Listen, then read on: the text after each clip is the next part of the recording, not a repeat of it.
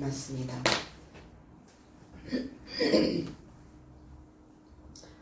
예수께서 죽은 나의 삶에서 주님은 살아나셨고 이것을 그의 제자들에게 세 번째 나타나신 것이다 그랬어요. 제자들의 사역을 강화시키시기 위함인 거죠. 그래서 그 삶에 머물러 있을 능력을 제자들은 오늘 먹고 있는 겁니다. 그리고 진리의 삶의 어떤 출발점을 이야기하고 있습니다. 우리도 이와 같은 믿음에 강화되어져야 되는 그 시점에 이르러 있다라는 것을 꼭 기억하시고 저와 여러분들에게 주어진 이 사역이 어떤 사역인지 오늘 우리도 함께 이 사역에 동참하는 시간들이 되기를 원합니다. 15절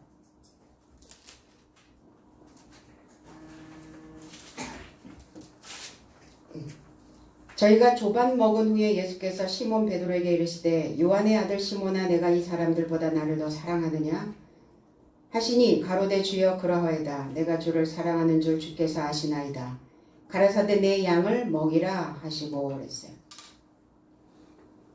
그런즉 저의 삶이 식사하셨을 때 예수께서 시몬 베드로에게 말씀하시되 요나에 소속된 시몬아 내가 이 자들보다 많이 나를 사랑하느냐 그에게 말하되 주님 그렇습니다. 내가 당신을 좋아하는 줄 당신께서 알아본 것입니다.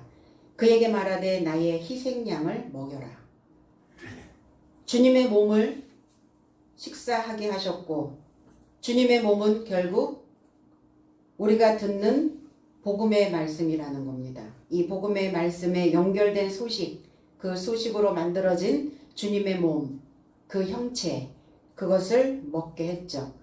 개역성경에서는 요한의 아들 시모나라고 이렇게 번역이 되어졌는데 원어 성경에는 시몬이라는 그 요한이라고 하는 단어가 아니라 바요나 시모나 그리고 아들이라는 단어는 없어요. 요나라고 하는 이 단어가 소유격이기 때문에 요나에 소속된 시모나 이렇게 해석하는 것이 올바른 해석입니다. 이오나스 그래서 요나에 소속된 시몬 그 영어 성경 흠정역이라고 얘기를 하죠. 킹 제임스 버전 거기에서도 Son of Jonas 이렇게 해석이 되어져 있거든요. 아들이라는 단어는 없는데 이게 해석이 한번 이제 이렇게 꼬이다 보니까 아들이라는 단어가 계속 따라다니는 거예요. 요나에 소속된. 그래서 우리가 지금 설교를 듣는 이 설교는 스테반 원어 성경을 주제로 하여 설교를 하고 있습니다. 그러니까 수많은 사본들 중에 가장 보존율이 높은 것이 스테반 원어 성경이에요. 그래서 요나에 소속된 시모나 요나의 아들, 요나에 소속되었다는 것과 요나의 아들이라는 단어하고의 의미는 차이가 있죠. 아들이라는 것은 요나가 낳은 자를 아들이라고 하는데 그러면 지금 역사적으로 얼마나 많은 시대가 뒤떨어져 있는데 베드로에게 요나가 낳은 아들이다 이렇게 해석을 합니까? 소속되어져 있는. 그리고 요나에게 소속됐다는 건 무슨 의미일까? 요나의 사역을 제자들도 해야 된다는 거예요. 그럼 요나가 했던 사역이 무엇이었습니까? 구약의 많은 선지자들, 구약의 많은 목자들 중에 이방인에게 가서 복음을 전파한 자는 요나밖에 없어요. 그러니까 너희도 요나에 소속되어져 있는 자들이기 때문에 요나가 세운 자이기 때문에 너희들도 요나처럼 그 사역을 감당해야 된다. 지금 그 말씀을 베드로에게 하고 계시는 것이죠. 그래서 이 요나라고 하는 이 의미는 비둘기라고 하는 의미. 비둘기는 번식력이 상당히 강하죠. 그리고 그들이 짝짓기 하는 그 소리가 술이 익어가는 소리와 비슷하다 하여서 이 비둘기라고 하는 이 의미가 야인이라는 의미를 또 낳습니다. 야인, 와인, 술이죠, 술. 발효되어진 것. 그리고 거품이 일다의 의미를 가지고 있어요. 술은 거품을 빼야 술의 본연의 맛을 느낄 수가 있어요. 이사야 55장 1절로 3절에는 너희 목마른 자들아 물로 나아오라. 돈 없는 자도 오라. 너희는 와서 사 먹되 돈 없이 값 없이 와서 포도주와 젖을 사라. 이 포도주가 바로 야인이라는 단어입니다. 요나라는 단어예요. 너희가 어찌하여 양식 아닌 것을 위하여 은을 달아주며 배부르게 못할 것을 위하여 수고하느냐. 나를 청종하라. 그리하면 너희가 좋은 것을 먹을 것이며 너희 마음이 기름진 것으로 즐거움을 얻으리라. 너희는 귀를 기울이고 내게 나와 들으라. 그리하면 너희 영혼이 살리라. 내가 너희에게 영원한 언약을 세우리니 곧 다윗에게 허락한 확실한 은혜니라. 포도주를 사라. 너희 목마른 자들아, 이렇게 말씀합니다. 갈증하고 있는 자들아, 가뭄에 시달리고 있는 자들아, 건조한 자들아. 하나님의 지식이 마르면 금방 건조해지기 시작합니다. 말라버리죠. 하나님을 갈망하는 마음이 없다는 거예요. 우리가 하나님을 갈망하는데 어떤 하나님을 갈망하느냐는 거예요. 하나님은 말씀이기 때문에 말씀이 아닌 것은 하나님이 아니라는 겁니다. 그럼 말씀이 아닌 어떤 것을 너희들이 갈망하고 있느냐? 그러면 하나님에 대하여는 말라버려요. 그러한 자들아 물로 나아와라. 물을 위하여 나아오라는 거예요. 물을 위하여. 진리를 향하여 길을 걸어가는 겁니다. 나오라. 이게 예라크라고 하는 단어인데 길을 가다 걷다 이런 의미입니다. 그 물을 위하여 걸어가라.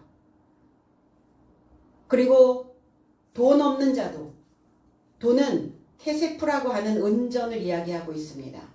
돈은 가치를 이야기하기도 하죠. 그런데 이 은전은 신약에서 데나리온이라고 하는 일꾼의 하루치 품삯을 이야기하고 있어요. 한 데나리온. 그럼 이 데나리온 은전의 의미는 뭘까? 하나님의 지식과 하나님의 형상을 거기에 기록해 놓아야 되는 거예요. 그러면 저와 여러분들이 다 은전과 같은 이 돈과 같은 자들이라는 겁니다. 그러면 나를 값진 인생으로 만들 것이냐 아니면 값어치가 떨어진 동전 같은 인생을 만들 것이냐예요. 어떤 것을 거기에 어떤 숫자가 기록되어져 있느냐에 따라서 10원과 100원의 차이는 값어치의 차이가 날 수밖에 없죠. 무엇이 기록되어져 있는가? 나의 바탕에, 나의 머릿속에, 내 생각 속에. 그런데 지금 너희 상태가 하나님의 형상이 되어져 있지 않는 은전을 가졌다 할지라도, 그 돈이 없다 할지라도, 그것을 향하여 길을 걸어가라는 거예요. 하나님의 형상을 향하여 길을 걸어가라. 돈이 없는 자도, 존재하지 않고 있는 자도.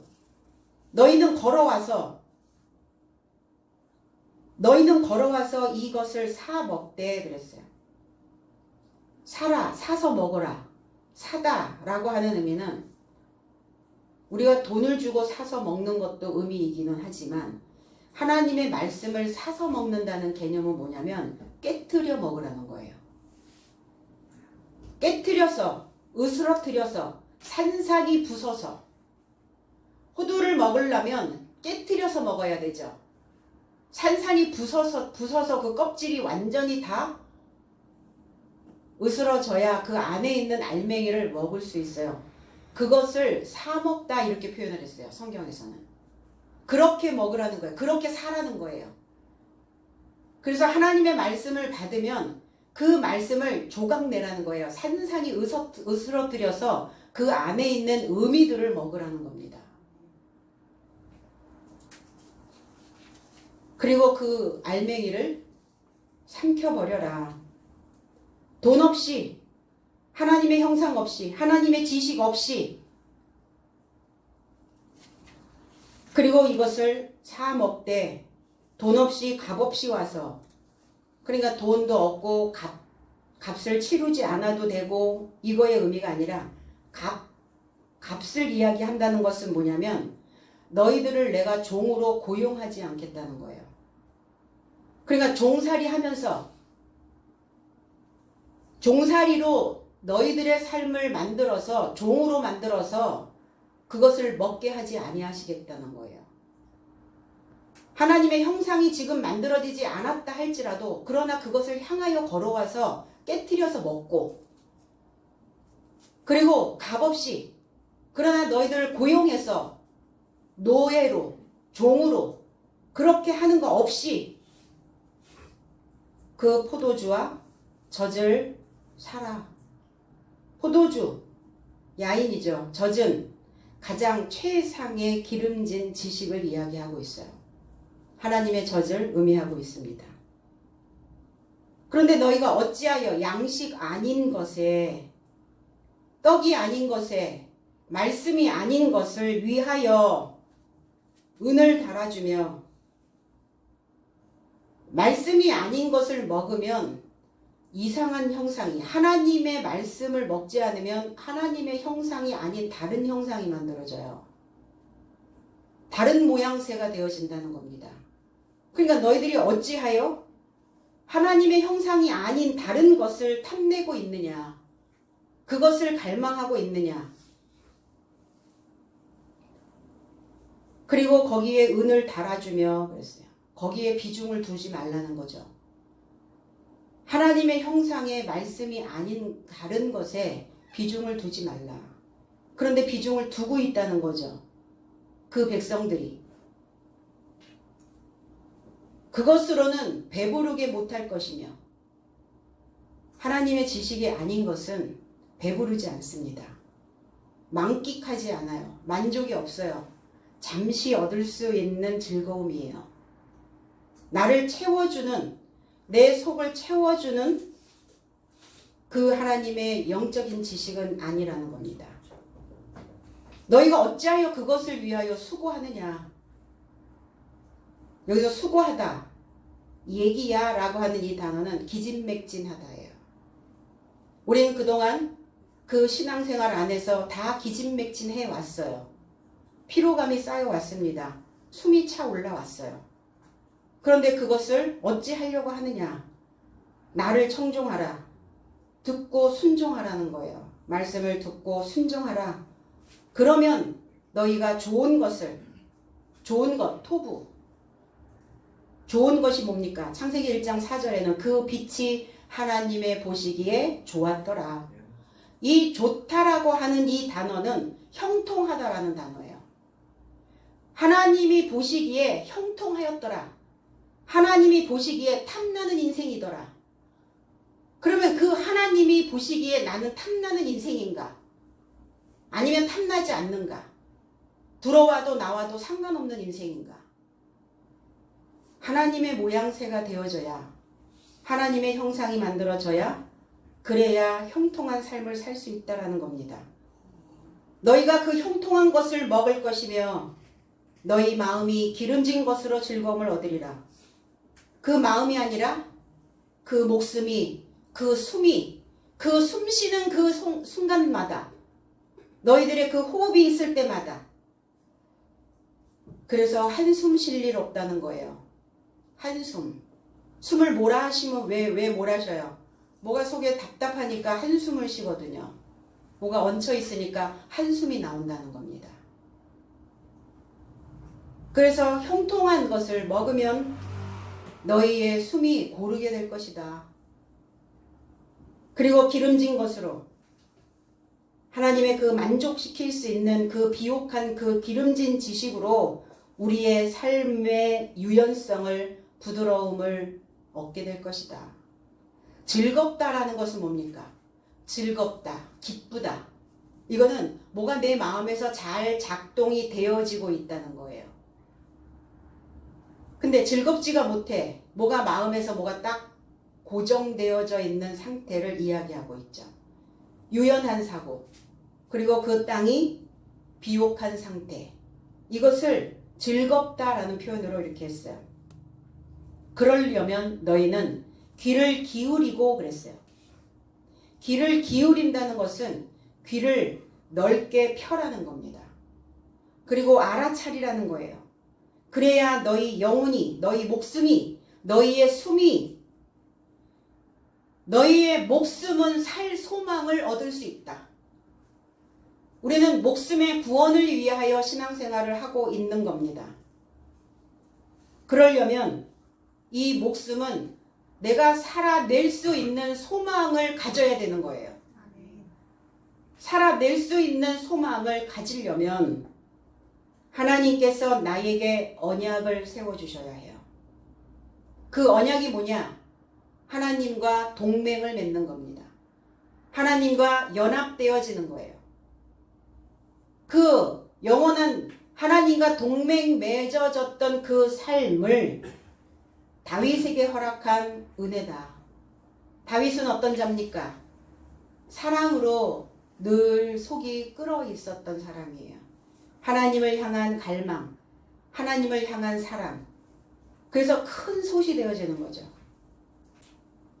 거기에 어떤 인생이든 끓여낼 수 있는, 어떤 생각이든 담아서 푹 고아낼 수 있는, 진국으로 나오게 할 수 있는, 그러니까 우리의 마음속에 큰 솥이 걸려 있어야, 다윗이 걸려 있어야, 다윗처럼 항상 끓는 사랑을 위한 그 마음이 걸려 있어야, 그래야 진짜 인생이 만들어질 수 있다는 겁니다. 허락한 은혜다. 하나님이 허락하였다.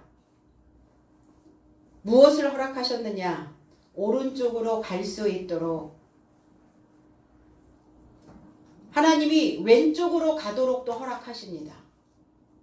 옳은 삶을 향하여 가고자 몸부림치면 오른쪽으로 갈 수 있도록 허락하실 것이고, 오른쪽으로 가기를 갈망하지 않으면 왼쪽으로 가는 것을 허락하실 겁니다. 하나님의 허락하심이니까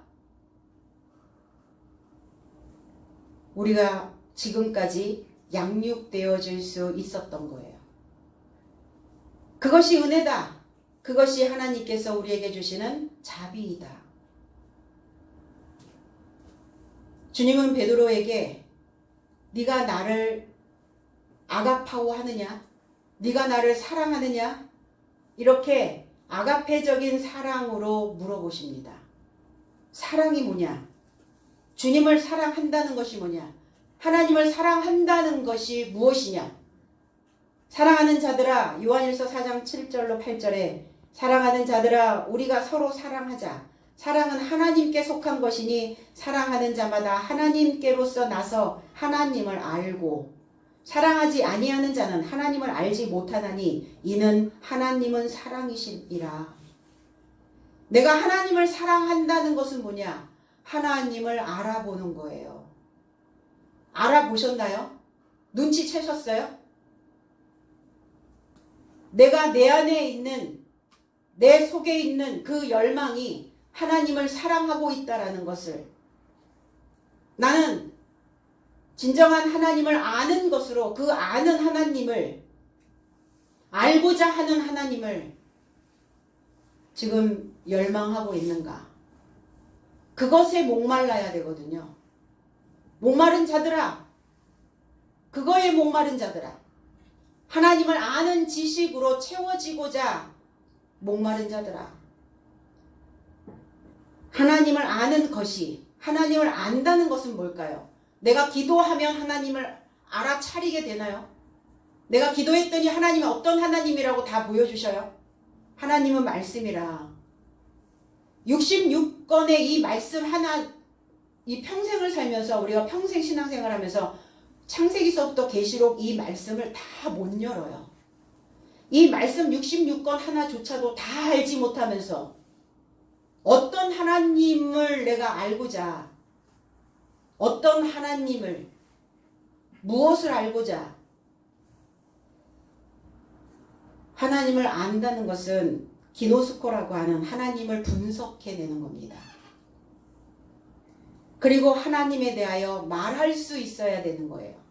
내가 그 사람에 대해서, 그거에 대해서 안다면 그거에 대해서 분석하고 분석해낸 데이터를 말할 수 있어야 되잖아요. 이게 분명한 지식이죠. 이게 확실한 증거죠. 이것을 진리라고 말하는 겁니다. 말할 수 없는 것, 설명할 수 없는 것, 알아차릴 수 없는 것, 그건 진리가 아니에요. 그건 하나님의 형상을 만들 수가 없는 겁니다. 이것이 하나님을 사랑하는 거예요. 베드로에게 그렇게 물어보시는 거죠. 너 이렇게 나 사랑하니? 오늘 요나에 속한 시몬에게 너 나에 대해서, 하나님에 대해서, 그리스도 예수에 대해서 지금까지 배운 것에 대해서 말할 수 있니? 네가 믿었던 하나님, 어떤 하나님이라고 네가 표현할 수 있어? 분명히 이야기할 수 있냐? 확신할 수 있냐? 지금 주님은 베드로에게 이걸 물어보고 계시는 겁니다. 단순히 나를 사랑하느냐에 그걸로 끝나는 단어가 아니죠. 그 안에 너무나 엄청난 내용들이 담겨져 있다는 겁니다. 그러면 요나에 소속되어지려면, 요나에 소속되어진다면, 그러면 그때부터 하나님을 알게 되어진다는 거예요. 하나님을 알고자 하는 갈망으로 우리의 속이 끓어야 된다는 겁니다. 끓어올라올 때 우리는 위에 올라오는 거품을 제거하죠. 국을 끓이든 뭐를 끓이든 끓이면 거품이 일어요. 거품을 걷어냅니다. 왜? 또 그 맛을 알아차리려고. 신앙의 거품을 빼려고 요나는 어디로 들어갔어요?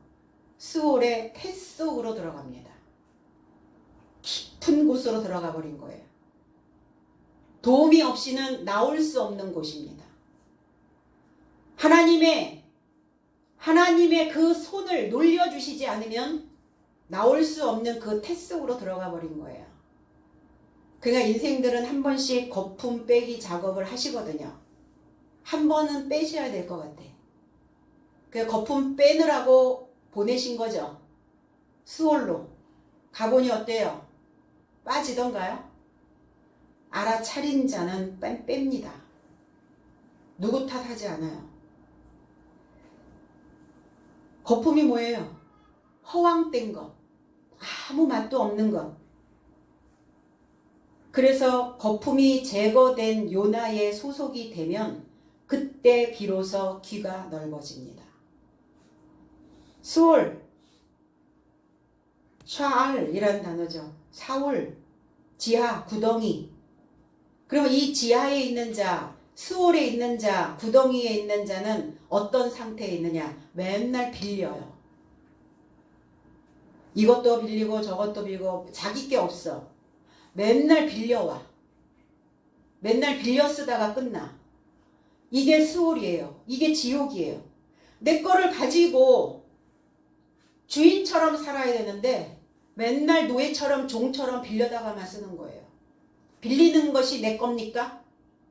내 거가 아니에요. 주인이 안 되는 거예요. 이게 바로 요나에 소속된 시몬아, 이렇게 물어보신 거죠. 베드로는 대답합니다. 아주 자신 있게. 내가 주를 필레오 하는 줄 알고 계십니다. 아가파오로부터 물어봤는데 사랑하냐? 이렇게 물어봤더니 좋아합니다. 필레오 어떻게 좋아하느냐? 형제 우애로 좋아합니다. 주님과 내가 형제니까 나는 그냥 형제 우애입니다. 형제. 우애 있는 형제. 그리고 주님은 말씀합니다. 내 어린 양을 먹여라. 말씀드렸죠? 아르니오라고 하는 이 단어. 그리고 히브리어로 넘어가서 이 세라고 하는 이 양이라는 단어는 희생양이라는 단어예요. 어린 양이 아니에요. 내 희생양을 먹여라. 나의 희생양을 먹여라. 나의 희생양을. 주님이 희생양이시죠. 희생양인, 그러니까 주님의 말씀의 의도는 주님이 희생양이시고, 그러니까 네가 이제 내 사역을 해야 되는 상황인데 그 사역을 할 때는 나, 그리스도 예수, 이 신, 나의 희생양을 인생들에게 먹여야 된다. 너도 그 희생양을 먹어야 된다. 나의 희생양을 먹여라. 도스코라는 단어예요. 꼴을 뜯어 먹다 이런 거예요. 그래서 희생양이 되어서 너도 그 먹이가 되어라. 저와 여러분들은 시운성 교회 성도 여러분들은 희생양이 되어서 또 많은 그 이방의 양들에게 뜯어 먹힐 만한 양식이 되어져 있어야 되는 것이죠. 그 먹이가 되어라 이렇게 말씀하시는 거죠. 이사야 43장 22절로 23절에 야곱아 너는 나를 부르지 아니하였고 이스라엘아 너는 나를 괴로워하였으며 내 번제의 양을, 그러니까 번제로 드려지는 양이니까 희생양이 맞잖아요. 근데 다 이게 성경에 다 어린 양으로 이렇게 해석을 해놨어요. 그러니까 흠 없다라는 어떤 그런 의미로 어린 양이었는데 어린 양이 다 흠이 없나요? 태어나면서 절뚝발이로 태어나는 양은 없어요? 짐승은 없습니까? 그래서 희생양, 번제로 드려질 희생양을 내게로 가져오지 아니하였고 너의 제물로 나를 공경하지 아니하였느니라. 나는 제물로 말미암아 너를 수고롭게 하지 아니하였고 유향으로 말미암아 너를 괴롭게 하지 아니하였거늘. 그런데 그 백성들이 야곱 되어진 자들이, 이스라엘 되어져야 되는 자들이 지금 어떤 상태에 있단 말입니까? 주님을 부르지 않았다고요. 주님을 초대하지 않았다는 겁니다. 주님을 내 인생에 초대하지 않고 있어요. 야곱이라는 의미는 발꿈치를 잡은 자. 우리는 다 야곱의 자손, 야곱이 되어져서 그 이름이 계명되어져야 되죠. 이스라엘로. 무엇을 했을 때 이스라엘로 그 이름을 바꿔줍니까? 믿음이 이겼을 때. 믿음으로 이겼을 때. 그래서 그 야곱이 하나님의 베델, 하나님의 집을 지었을 때 다시는 너의 이름을 야곱이라 하지 아니하고 이스라엘이라 하리라. 그러니까 이 발꿈치를 잡은 자는 어떤 자입니까? 밀쳐내고 들어앉다 라는 의미를 가지고 있어요. 에서를 밀쳐내고 축복의 자리에 들어가 있는 자예요. 그러니까 야곱의 근성이 있는 거죠. 우리 모두가 다 야곱의 근성을 가져야 된다는 겁니다. 그러니까 그 야곱아, 그 근성을 가지고 있는 자야. 그리고 너의 인생의 족적을, 발자취를 남겨야 되는 야곱아, 발자취를 남겨야 되는 자를 야곱이라고 부르고 계십니다. 신앙의 발자취.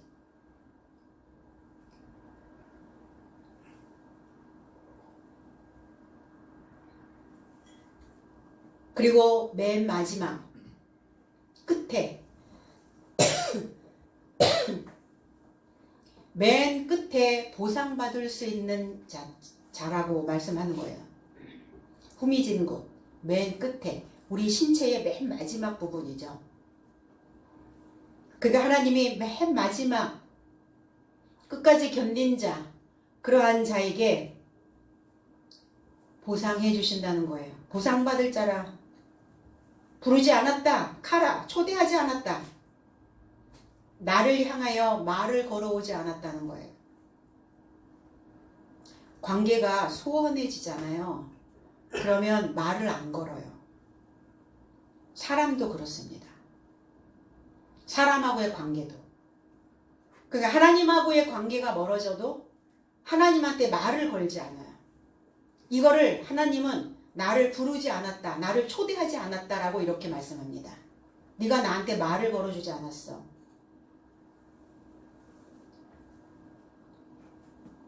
그리고 이스라엘, 하나님으로 우세하다, 하나님의 권력을 지다, 이런 의미거든요. 무리의 머리로 남겨지다, 이게 이스라엘입니다. 그런데 이 백성들이 나를 괴로워했다고요. 피곤하게 생각했다고. 우리 뭔가 조금 고된 일을, 무엇인가 어떤 일을 또 시키면 피곤해하죠. 하나님을 믿는 게 피곤합니까? 말씀을 듣는 게 피곤해요? 공부를 하는 게 피곤한 일이라고요. 니네가 나를 피곤하게 생각했어. 이렇게 말씀하셔요. 내 번제, 그 위로 올라가고자 하는 번제, 그 희생양을 가져오지 아니하였고. 하나님께 드리는 희생양이 뭡니까? 우리가, 저와 여러분들이 지금 번제를 드리는 거거든요. 예배를 드린다는 것은, 구약의 제사는 신약으로 넘어오면 하나님을 소망하는, 하나님을 향하여 가는 예배를 드리는 거예요. 개처럼 엎드리는, 순종하고자 하는, 길을 넓게 펴서 하나님의 말씀을 내 안에 받아들이기를 원하는, 이것을 예배라, 제사라 말합니다. 그런데 너희가 그 희생양을 가져오지 않았다, 제물로. 그러니까 나 스스로 번제가 되기를 원치 않는 거예요. 올라가기를 원하지 않는 겁니다. 올라가야죠. 학년 안 올라갑니까? 계속 유급? 낙제? 내 제물로 인하여, 제물이 뭡니까? 나를 죽여 드리는 거예요. 나를 잡아서 드리는 겁니다. 나 자신을. 이 동물의 육체의 생각을, 사망의 생각을, 그리고 너희들이 나를 공경치 아니하였다. 그 무거움을 견디지 못하고 있다는 거예요. 영화로운 삶을, 존귀한 사람이 되어지고자 너희들이 그것을 하지 않고 있는 것이다. 하나님 믿는 목적이 뭐예요? 존귀하게 되려고요. 하나님은 존귀한 분이시니까 그 인생들, 하나님을 믿는, 하나님을 알고 믿는 그러한 자들을 존귀하게 만드시려고. 그런데 내가 너희들의 그 제물, 소재로 말미암아 너를 수고롭게 한 적 없다. 이 제물, 소재라는 의미는 식물성을 드리는 거예요. 번제물은 동물성으로 드리지만 이 소재는 가루로 만들어서 드리는 것을 소재라고 말합니다. 소재물. 그러니까 너 자신들을, 너희들의 상태를 다 빻아서 달라고 한 적 없어. 지금 두루뭉술 하고 있다 할지라도 너희들의 사고가 흘러가지 않고 흩어지지 않아서 그냥 뭉쳐있다 할지라도 나는 그것을 너희들에게 억지로 강요하여 종살이 시키면서 노예로 만들면서 그렇게 노동하게 한 적 없다. 그리고 너희들을 유향으로 인하여 너희를 괴롭게 하지 아니하였다. 유향, 하얗다라는 의미예요. 하얗다, 흰색 이런 의미예요. 그래서 나무의 껍질을 벗겨내면 하얀 게 나옵니다. 그렇게 무지막지하게 벗겨낸 적도 없어. 애굽에서 이스라엘 백성들을 계속 벗겨내죠. 그게 뭐냐면 벽돌을 굽게 했단 말이에요. 벽돌. 이 벽돌이라는 단어가 하얗게 되다라는 유향이라는 단어예요. 그러니까 그들에게 유향을 만들게 했거든요. 그들에게 하나님의 사상을 빼버리는, 하나님의 말씀으로 물들어 있는 그 생각들을, 그 색깔들을 하얗게 만드는 백치. 그래서 우둔하게 만드는 거예요. 미련하게 만드는 겁니다. 그래서 이스라엘 백성들 부지런히 벽돌 굽게 만들었잖아요. 하나님의 사상 다 제거하려고. 그게 유향의 의미예요. 그것으로 인하여 너희들이 기존에 가지고 있었던, 너희들이 신앙생활 안에서 해왔던 그 색깔 다 빼려고 한 적 없다 내가. 그것으로 인하여 너희들을 한꺼번에 그걸 다 얼른 빼라고 독촉한 적도 없고 채찍질한 적도 없다. 그것으로 인하여 너희들을 괴롭힌 적 없어. 이 피부가 하얗게 되어지면, 구약에서는 피부에 흰 점이 생기고 털이 휘어지면 제사장에게 가서 보일지니라. 그게 뭐냐? 그게 문둥병이었거든요. 나의 신앙에 하나님의 생각이 빠지고 내 생각이 올라오면 그게 문둥병이에요.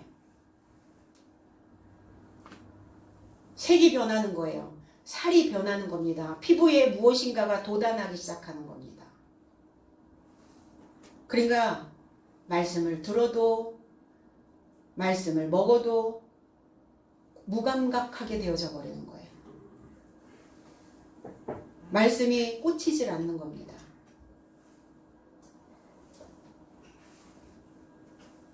너를 괴롭게 나약하게 젖먹이로 만든 적 없다. 오늘 주님은 베드로에게 제자들에게 무엇을 당부하고 계시는 것인가? 자기 검열 기제. 우리의 머릿속에 우리의 사고 속에 자기 행위에 대한 검열 기제가 작동돼야 됩니다.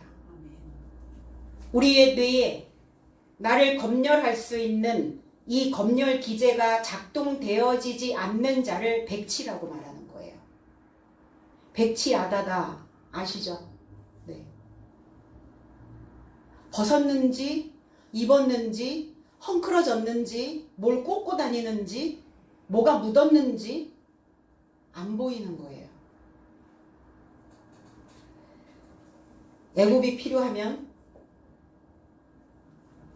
애굽이 필요하면 애굽으로 내려가야죠.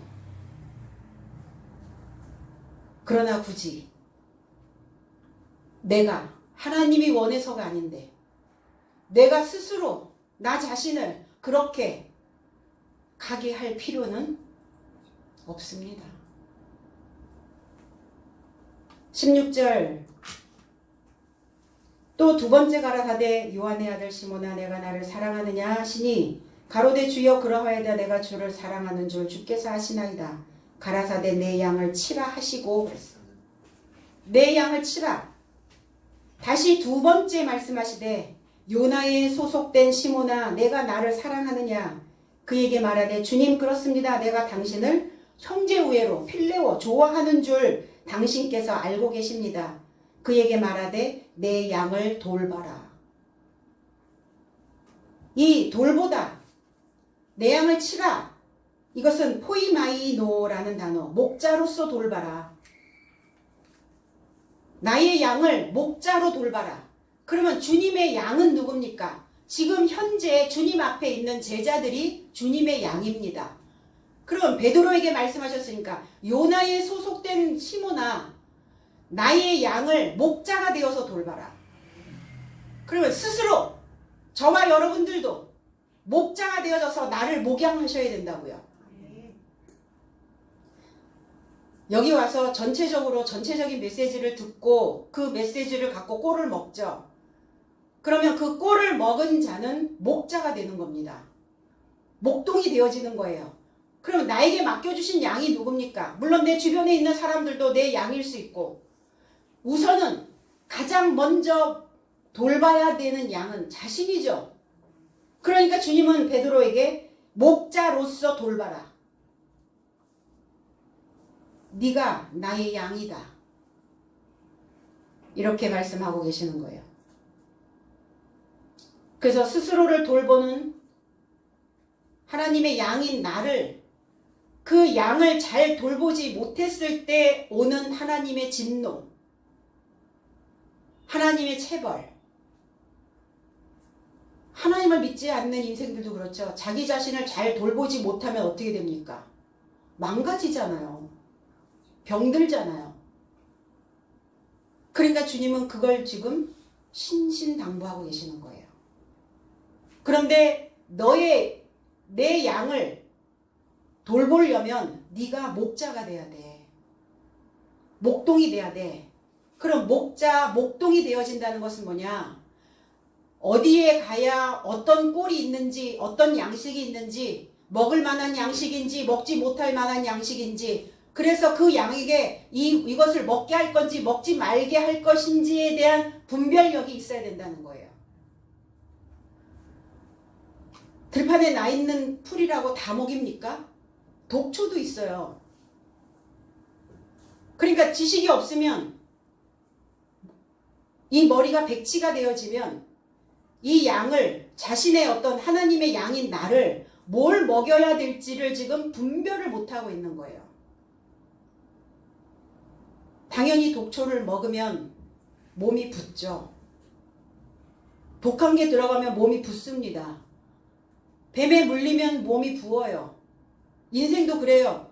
독을 먹으면 간이 부어요. 하나님이 나타나서 말씀하셔도 하나님이 보이지 않습니다. 하나님이 말씀하셔도 하나님의 소리가 들리지를 않아요. 이 단어가 히브리어의 라라는 단어입니다. 돌보다, 가축을 방목하다, 양떼를 지키다 이런 의미예요. 창세기 4장 2절에 가인의 아우 아벨을 낳았는데 아벨은 양치는 자였고 아벨은 목자였다고요. 아벨은 목동이었다고.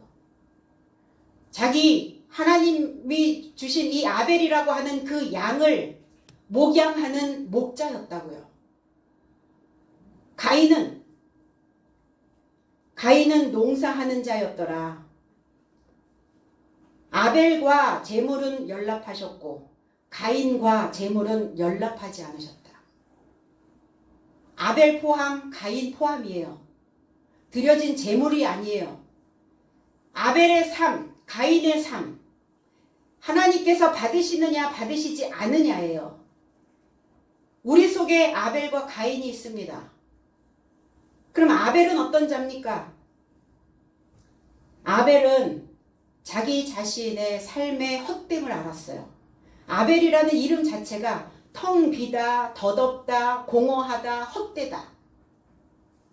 인생 아무리 혼자서 발버둥 쳐봤자 다 헛돼요. 공허해요. 텅 비었어요. 저는 텅 비어 있는 존재입니다. 그러니까 아벨이라니까요. 전 제 안에 아무것도 없습니다.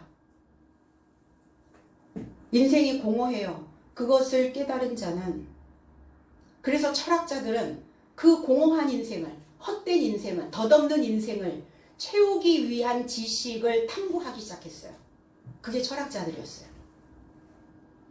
아벨은 그 헛됨을 알았어요. 자기의 수준이 그렇게 덧없는 허망한 그러한 삶이라는 것을 알았다는 거예요. 그런데 그렇게 살지 않으려고 자신을 목양했다는 거죠. 하나님의 양식을, 하나님의 꼴을 먹였다는 거예요. 그러니까 당연히 그 아벨의 삶을 연락하시겠죠.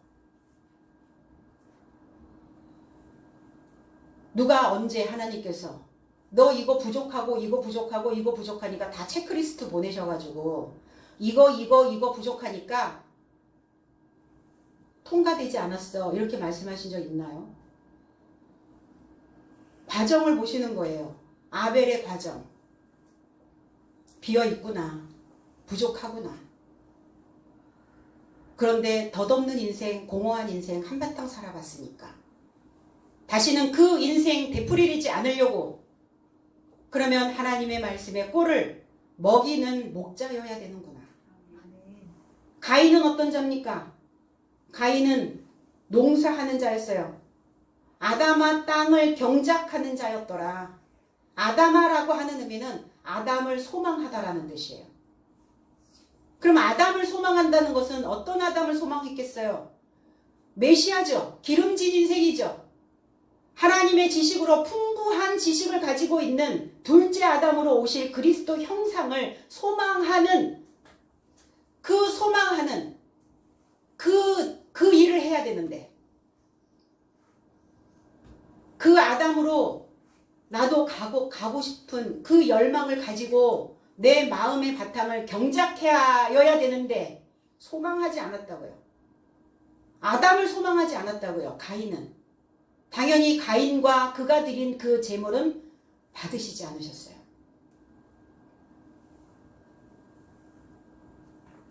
그러니까 둘째 아담으로 오실 그리스도 형상을 소망하지 아니하는 첫 아담의 본성에 그는 머물러 있었다는 겁니다.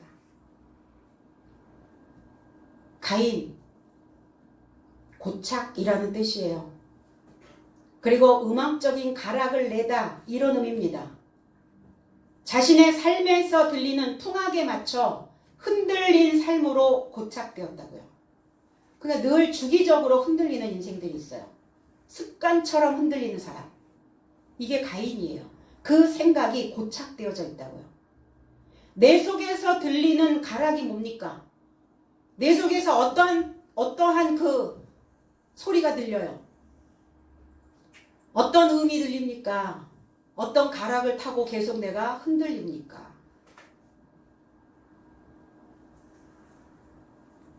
그래서 그 삶을 연락하지 않으신 거예요. 그러니 가인의 삶을 사는 많은 사람들은 그 고착되어져 있는 첫 번째 것으로, 그 본성으로 자기 자신을 작살내고 있는 겁니다. 가인의 이름의 의미 속에 작살이라는 단어가 들어있어요. 나의 헛됨, 나의 부족함, 내 인생의 공허함, 덧없음. 그래서 채워가는 거예요. 지각이 있는 목자가 되어서 하나님의 양인 나의 삶을 돌봐라 이렇게 말씀하시죠. 내 양을 하나님의 양인 너의 삶을 돌보라는 거예요. 잘 돌보고 계시죠? 뭘로 돌보실 겁니까? 뭘로 돌보냐고요? 마음 먹은 것으로 돌보는 거예요. 하나님의 마음을 먹어야 돌봄을 받을 수가 있어요. 사람의 마음은 시시각각 분초마다 바뀌어요. 사람의 마음은 영원하지 않아요. 그 영원하지 않고 이렇게 가락에 따라서 흔들리고 있는 이 마음으로는 나를 돌볼 수가 없어요. 돌봄을 못 받는 거예요. 그러니까 돌봄을 받고 싶어 하는 열망이 있는 것이죠. 17절 세 번째 가라사대 요한의 아들 시몬아 내가 나를 사랑하느냐 하시니 주께서 세 번째 내가 나를 사랑하느냐 하심으로 베드로가 근심하여 가로되 주여 모든 것을 아시오매 내가 주를 사랑하는 줄을 주께서 아시나이다. 예수께서 가라사대 내 양을 먹이라. 세 번째 나타나신 세 번째 그에게 말씀하시되 요나에 소속된 시몬아 내가 나를 좋아하느냐? 주께서 세 번째 내가 나를 좋아하느냐 말씀하신 것을 베드로가 근심되어 그에게 말하되 주님 모든 삶을 알고 계시니 내가 당신을 좋아하는 줄 당신께서 아십니다. 예수께서 그에게 말씀하시되 내 양의 삶을 먹여라. 베드로와 제자들의 사역에 주님의 사역을 지금 강화시키고 있는 겁니다. 여기서 세 번째 나타나셨다. 강화하다, 세습하다. 주님의 사역을 그대로 내려보내는 거예요. 세습받고 있는 겁니다. 세습되어진다는 것은 뭐냐? 그 몫을 챙기는 자와 같다는 겁니다. 그리고 그 주님의 말씀에 그 말씀의 한 가닥을 붙잡은 자들이에요. 지금 이 말씀에 한 가닥을 붙잡아라. 내가 세 번째 나타나서 말한다. 그 한 가닥 붙잡아. 그래야 회복되어 줄 수 있다. 이게 세 번째. 이게 3이라는 단어입니다. 3 중의 악기, 트라이앵글. 그래서 삼각형. 그리고 지대, 삼각주. 그 델타 지역이라고 얘기를 하죠. 이 삼각주. 여기에는 많은 자원들이 풍부하게 모여들어요. 모든 것들이 다 여기를 거쳐서 이렇게 이 삼각주 이 다리가 세 개인 다리는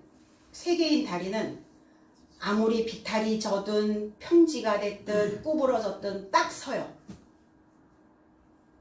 넘어지지 않습니다. 다리가 4개인 다리는 수평이 맞아야 쓸 수 있어요.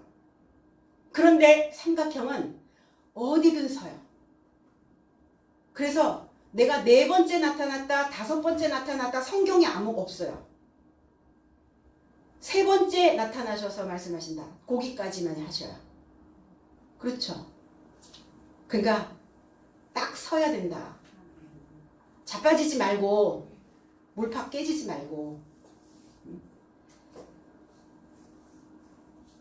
베드로와 제자들의 사역에 그 몫을 그리고 이 한 가닥의 말씀을 잊지 말기를 주님의 사역을 세습하고 계시는 겁니다. 시몬, 듣느냐? 들리느냐?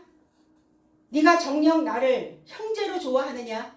그래서 주님은 세 번째 베드로가 이야기했던 필레오란 단어를 씁니다. 네가 나를 진짜 형제의 우애로 사랑하고 있느냐? 형제라고 생각한다면, 네가 나를 형제로 생각한다면 들어라. 시몬, 들어라. 주님, 모든 삶이라는 것은 뭐냐면 완성을 향한 삶을, 내가 하나님에 의하여 완성된 삶을 향하여 가고 있다라는 것을 알아보고 계시니 내가 주님을 형제 우애로 좋아합니다. 주님이 마지막에 필레오로 형제 우애로 이렇게 답해 주신 것은 필라델피아 교회가 되어지기를 원하고 계시는 거예요. 그래, 내가 물어볼 때마다 난 아가파오로 물어봤는데 너 지금 계속 필레오로 형제 우애로 사랑한다고 했지? 그래? 그럼 네가 나를 형제로 생각해? 형제로 생각한다면, 형제로 나를 좋아하고 있다면, 그렇다면 또 들어라. 집안마다 형제 우애가 좋은 집안은 번성합니다. 딱 질서가 잡혀서 윗사람이 말하면 밑에서 물이 내려가서 그 말을 들어. 순종해요. 청종해요. 잘 돼요. 집안에 형제들끼리 불화가 일어나면 다 산산조각 부서지고 나눠지고 깨어져 버려요. 그렇지 않나요? 그러니까 주님은 그래? 네가 나를 형제 우애로 사랑한다면 내가 하는 말마다 좀 들어줘라. 형제로. 그래서 필라델피아 교회가 형제 우애라는 단어예요. 형제 우애. 필라델피아. 그래서 형제 사랑을 완성하는 사역을 당부하고 계시는 거죠. 저와 여러분들은 다 형제입니다. 나를 형제로 생각했다면 들어라. 어떤 형제가 이야기를 한다면, 그 형제를 사랑한다면, 좋아하고 있다면 좀 들어줘라. 계시록 3장 7절에 필라델피아 교회의 사자에게 편지하기를 거룩하고 진실하사 다윗의 열쇠를 가지시니 곧 열면 닫을 사람이 없고 닫으면 열 사람이 없는 그 이가 가라사대 그랬어요. 다윗의 자물쇠를 가진, 자물쇠예요. 여는 게 중요한 게 아니라 닫는 게 중요합니다. 근데 요즘은 어때요? 자물쇠와 열쇠가 한 쌍이잖아요. 한 쌍. 근데 잠궈야 된다고요. 무적행에서 올라오는 그 사탄과 같은 옛 뱀과 같은 나의 본성의 생각들을 잠그셔야 된다고요. 그거를 잠그지 못하면 무적행에서 다 거슬러 올라옵니다. 나의 본성이, 과거의 패턴이. 그래서 6번째 교회 형제 우애로 싹이 난 교회의 목자에게 자물쇠가 뭡니까? 열어줄 수도 있고 닫을 수도 있고 잠글 수도 있는, 그게 바로 복음이라는 겁니다. 연결된 소식이라는 거예요. 그래서 복음의 자물쇠로 열어주고 닫아주는 그 사역이 되어져야 된다. 다윗의 자물쇠. 왜 다윗을 거론하실까요? 다윗은 항상 에너지가 있어요. 그 사랑으로 끓고 있는, 끓이는, 뭐가 끓이고 있어. 근데 뭘로 끓일 거냐고요. 하나님의 것으로 끓일 것이냐, 세상의 것으로 끓일 것이냐. 종류가 달라요. 성향이 다릅니다. 그래서 하나님을 갈망하는 그 사랑으로 끓는 마음은 열어주고, 가인의 삶을 살고 있는 그 상태는 닫아주고, 그리고 나의 양을 먹이라. 뜯어먹히라. 에레미야 3장 15절에 내가 또 내 마음에 합하는 목자를 너에게 주리니 그들이 지식과 명철로 너희를 먹이리라. 이 먹이는 거예요. 내 마음이 된 목자를 주리니, 마음과 내 마음에 합하는 목자가 아니에요. 합하다라는 단어는 없어요. 내 마음이 된 목자. 하나님의 마음이 된 목자를 너희에게 주르니 그들이 지식과 명철로 너희를 먹이리라. 지식, 때아라는 단어입니다. 어디에서 나오는 그 지성소에서 나오는 그 살아있는 물, 분명한 소리, 해석된 소리. 이것을 지식이라고 얘기해요. 그리고 명철로. 명철하면 뭡니까? 신중하다라는 단어예요. 현명하게 생각하다라는 단어입니다. 살아있는 그 지식으로 신중하게 현명하게 생각할 수 있는 이 마음을 먹이라. 그래서 제자된 저와 여러분들 다 제자요, 사도입니다. 그리고 목자요. 우리의 사역이며 우리의 삶이어야 됩니다. 형제 우애로 더욱 관계를 돈독하게 만드시고 그리고 그 공허한 마음을 채워가는 아벨과 같은 삶이 되어지시기를 주님의 이름으로 축복합니다.